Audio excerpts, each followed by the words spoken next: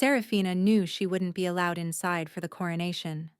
The warning had been clear when the head servant told her to come early to help with preparations, but to vanish before the ceremony began.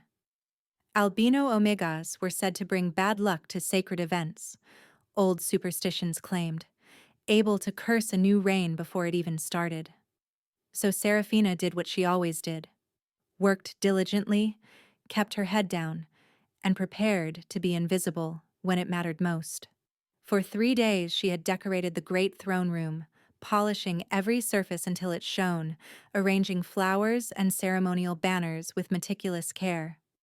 The coronation of the new Alpha King was the most important event in generations, and though she wouldn't witness it, she took pride in ensuring everything was flawless.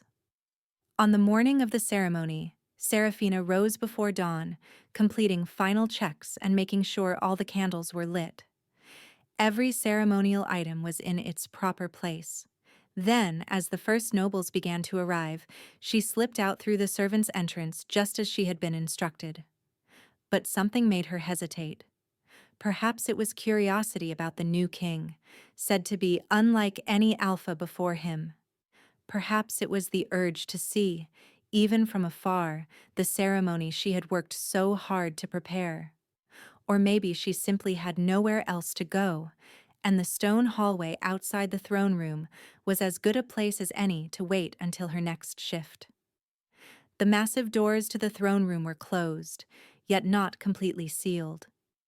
Through the narrow gap, Serafina caught glimpses of the ceremony, flashes of formal robes, glimpses of the assembled nobility, fragments of the ancient words being spoken. "Do you like this personality?" She pressed herself against the wall beside the door, careful to stay out of sight, while still listening to the ceremony inside. The throne room was filled with wolves from across the kingdom. Every noble family, every pack alpha, every wolf of importance had gathered for the coronation.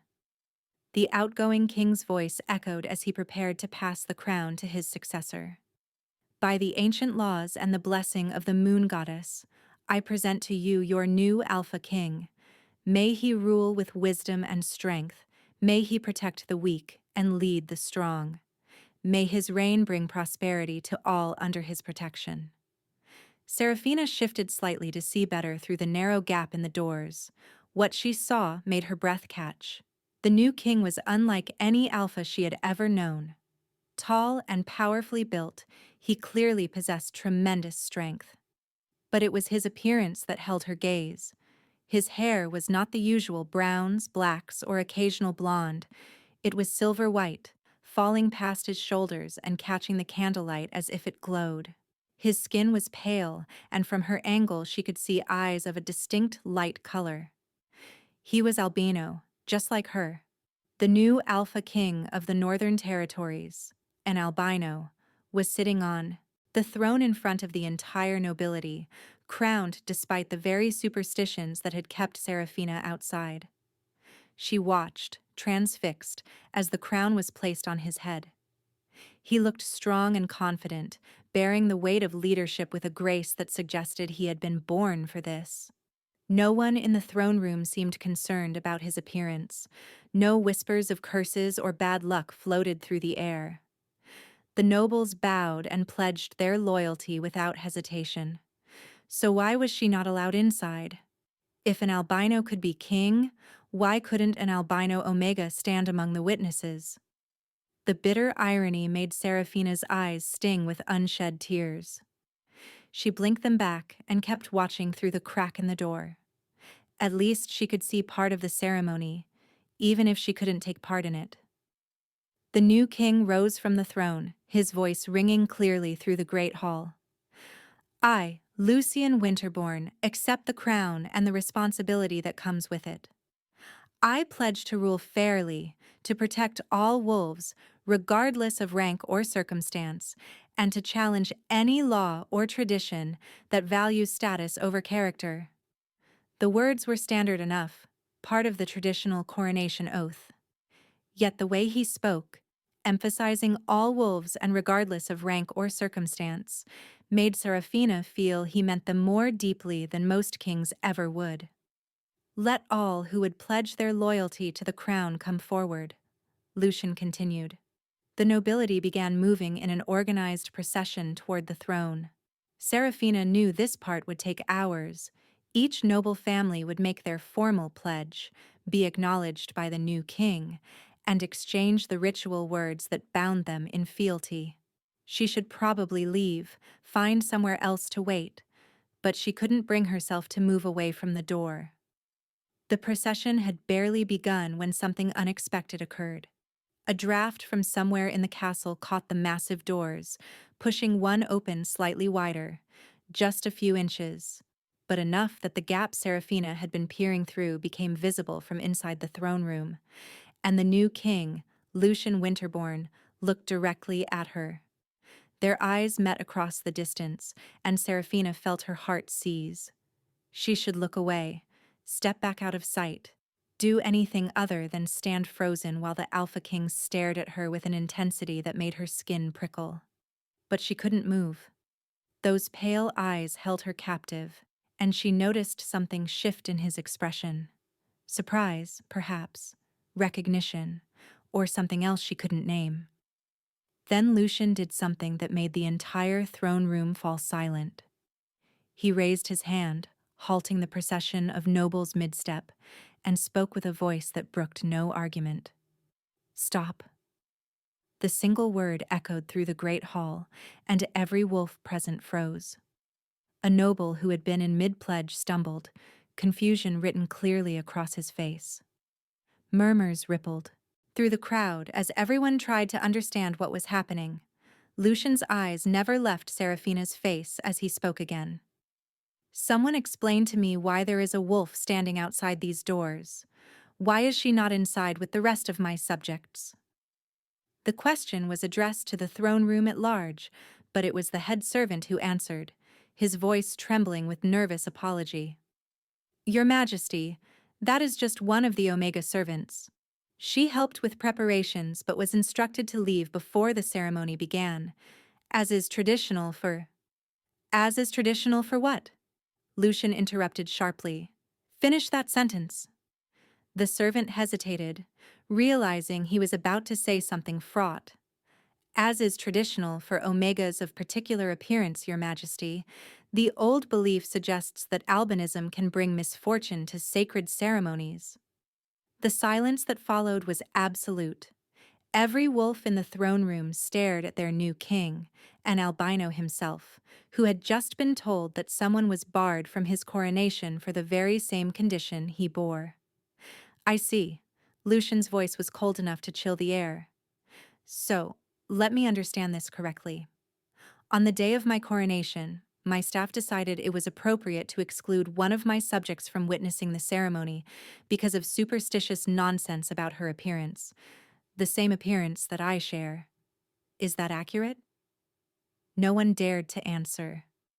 The head servant had gone deathly pale, realizing just how badly he had erred. The nobles exchanged uneasy glances, each silently trying to distance themselves from the decision. Lucian rose from his throne with smooth, controlled power, and the force of his presence made every wolf instinctively want to bow. That wolf standing outside my throne room, he said, voice razor-sharp. Bring her inside, now. Your Majesty, an elderly noble attempted, choosing his words with extreme caution. Perhaps we should continue with the ceremony first. We can address this matter afterward. I said now. The alpha command in Lucian's voice was unmistakable, undeniable. Bring her inside and bring her to me. We will not continue this ceremony until she is where she belongs, standing among her fellow wolves, treated with the dignity she deserves. The guard stepped forward to obey, but Lucian halted them with a raised hand. No, not the guards. His gaze found Serafina again through the gap in the door, those pale eyes locking onto hers with startling clarity. She will come on her own if she chooses, without compulsion or force. Then he addressed her directly, his voice still gentle yet powerful enough to fill the hall. You, outside these doors, I am Lucian Winterborn, your Alpha King. I am asking, not commanding, but asking if you would do me the honor of entering this throne room and standing as witness to my coronation. Will you come inside? Seraphina's hands trembled as she processed what was happening. The Alpha King, in the middle of his own coronation, had halted the entire ceremony because she was being excluded. He was asking her, an Omega servant that most nobles wouldn't even acknowledge, to enter the throne room, to stand as a witness, to be treated as if she had worth. She should refuse, thank him politely and decline, stay in her proper place, and not disrupt this important ceremony. That was what any sensible Omega would do. But looking at him, the understanding and something like kinship in his pale eyes, Seraphina found herself nodding. Her feet carried her forward, even as her mind screamed that this was madness.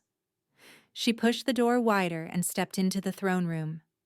The assembled nobility parted before her like water, no one daring to block her path when the Alpha King himself had called for her presence. Seraphina kept her gaze lowered as she walked, acutely aware of her simple servant's dress, her bare feet, and her white hair that marked her as different. "Look at me." Lucian's voice was soft now, meant for her alone, though hundreds could hear.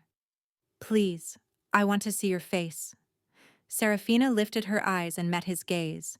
The expression she saw made her heart race. Not disgust or pity, those she would have recognized, but something else. Something that looked almost like wonder. "What is your name?" he asked. "Seraphina, your majesty," she whispered, her voice barely audible, yet in the silence of the throne room everyone heard. "Seraphina," he repeated, reverent almost. "That's a beautiful name. It means burning ones in the old language. Did you know that?" She shook her head, unable to trust her own voice. "It's appropriate." Lucian descended from his throne, each step closing the distance between them, bringing him closer to where she stood frozen in the center of the hall. Because despite what small-minded wolves might think, there is nothing cursed or unfortunate about our appearance. We don't bring misfortune. We burn bright, Seraphina. We stand out, not because we're flawed, but because we're meant to be seen. He stopped in front of her, close enough that she could see the exact shade of his eyes, a pale blue-gray, almost silver in the candlelight. Close enough that she could feel the warmth radiating from his powerful body, could smell the scent of pine and winter frost. "You helped prepare this throne room for my coronation," he said. It wasn't a question, but she nodded anyway. "You worked for days to make everything perfect, even knowing you wouldn't be allowed to see the ceremony. Why?" "Because it was my duty, Your Majesty," she admitted, hesitating, deciding that if he was going to judge her, it would at least be for honesty. "Because I wanted it to be beautiful. Even if I couldn't be part of it, I wanted it to be something worth remembering." Something shifted in Lucian's expression, and he turned to address the assembled nobility. "This Omega has more nobility in her smallest gesture than some wolves have in their entire lineage.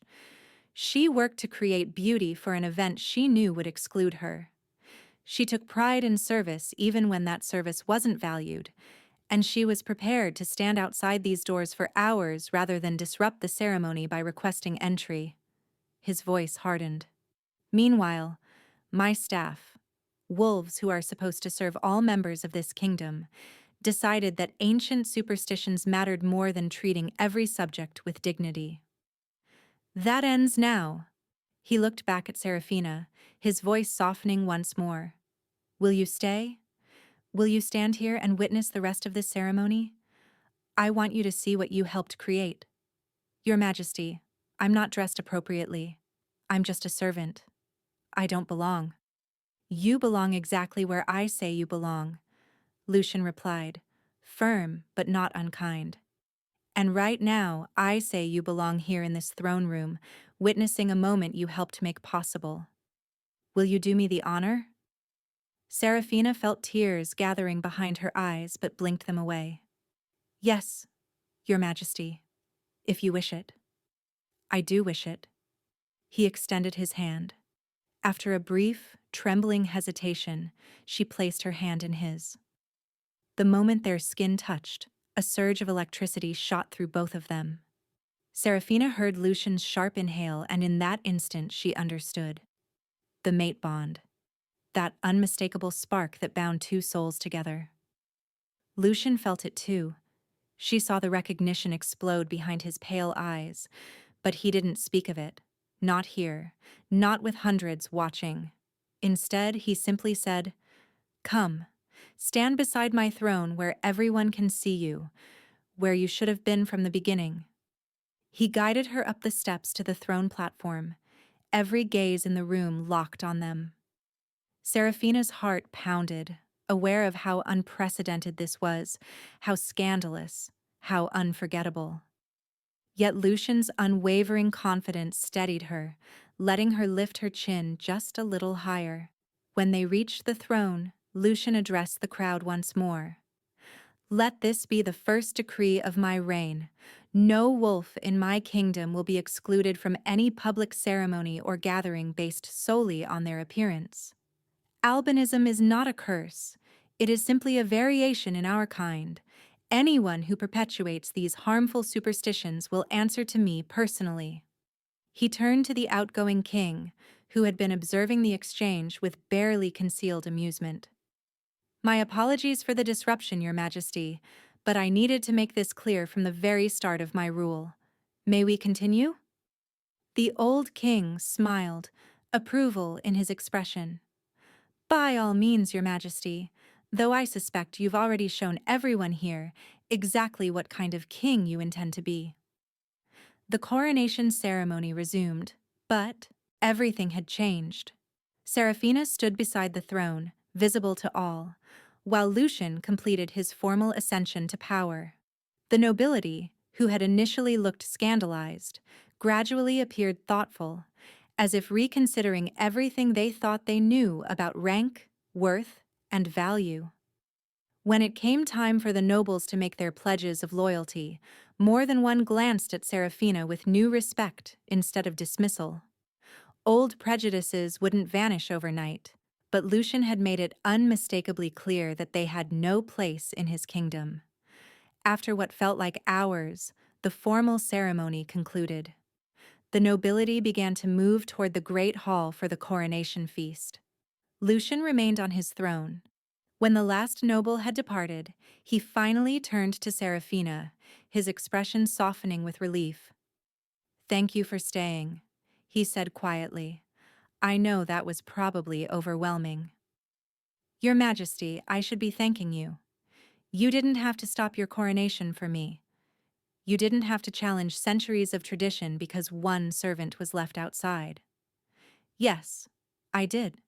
Lucian's voice was firm.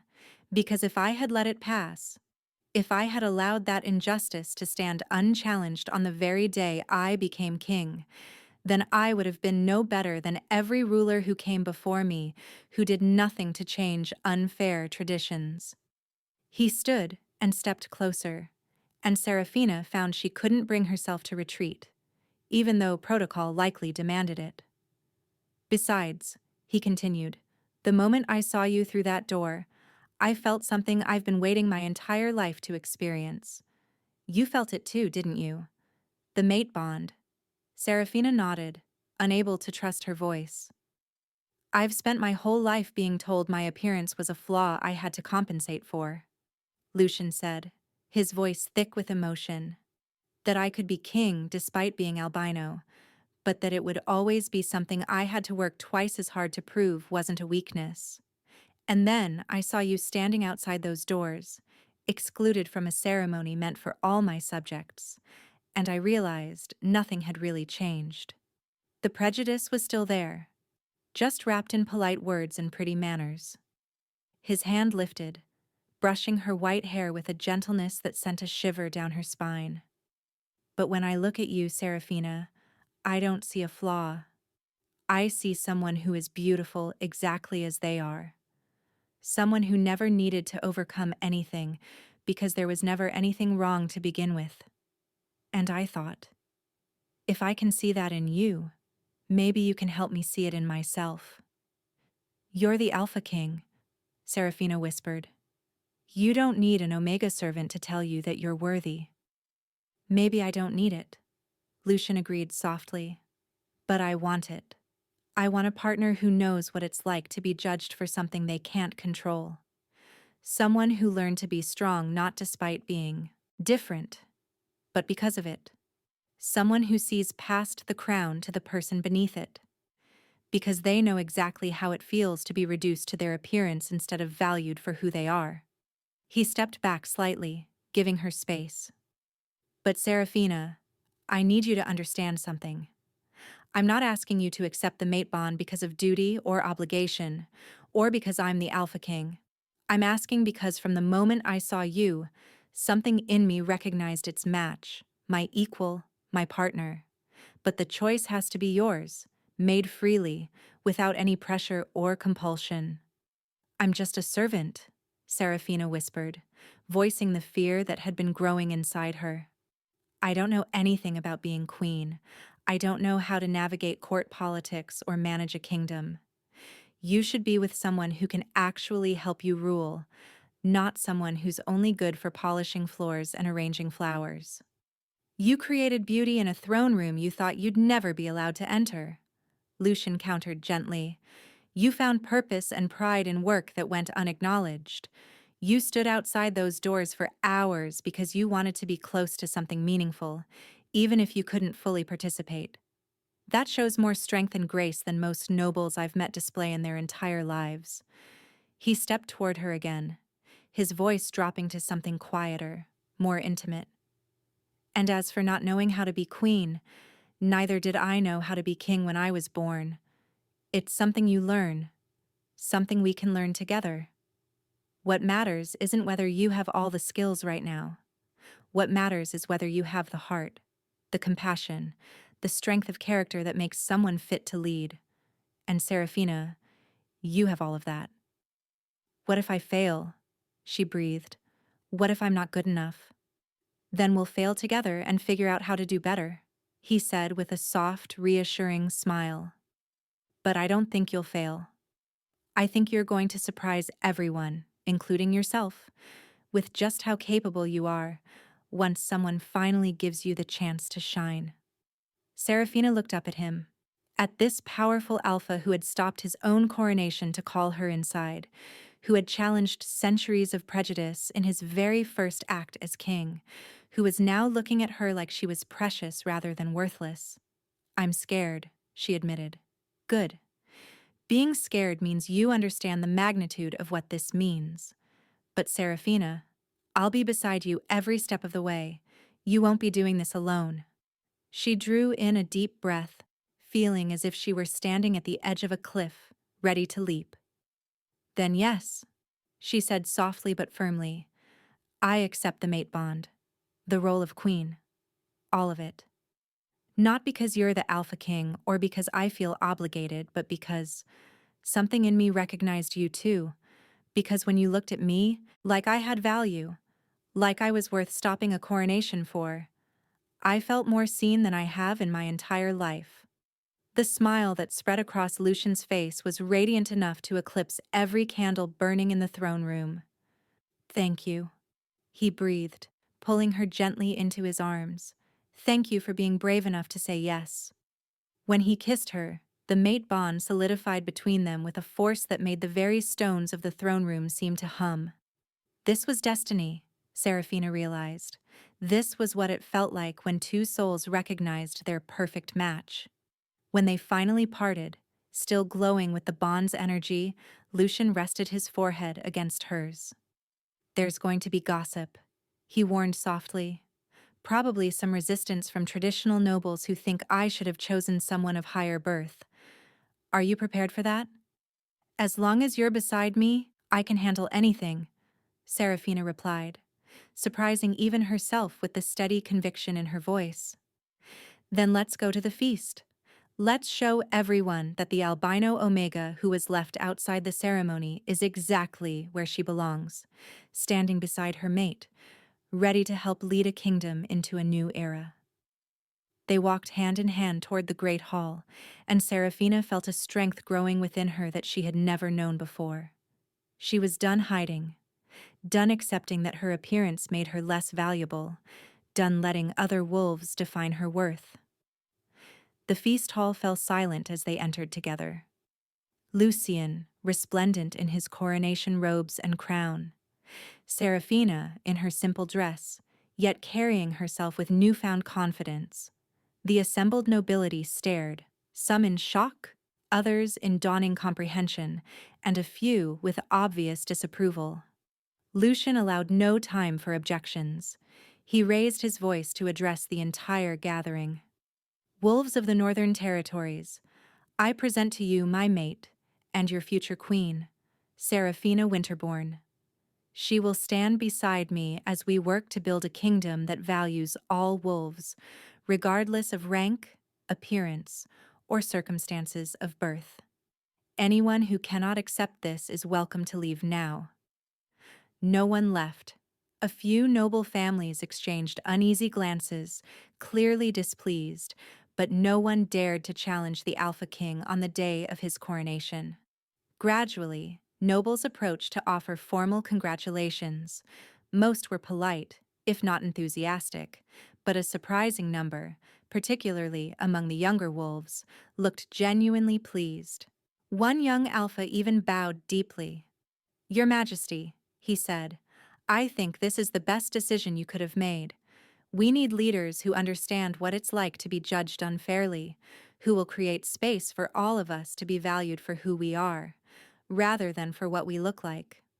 As the feast continued, Serafina found herself surrounded by wolves eager to meet her, welcome her, and express their support for the new direction the his kingdom was taking. It was overwhelming, yet in a way that warmed her, filled her, soothed parts of her she hadn't known were wounded. And through it all, Lucian never once left her side. His presence was a steady reassurance that she wasn't facing any of this alone. Late in the evening, when they finally found a moment of relative privacy in a quieter corner of the hall, Lucian pulled her close and whispered, "Thank you for taking a chance on me. On us. I know this isn't how you expected your day to go." "This morning, I was a servant preparing to spend hours standing outside a door," Serafina replied with a small, incredulous smile. "Tonight, I'm standing beside the Alpha King as his mate. Nothing about today has been what I expected." "Are you happy?" Lucian asked, genuine concern threading through his voice. "This is all happening so fast." "If you need time to adjust, if you want to slow down—" "I'm happy," Serafina interrupted gently, and as the words left her mouth, she realized they were true. Terrified and overwhelmed, and still not entirely sure this isn't a dream, but happy. For the first time in my life, I feel like I'm where I'm supposed to be.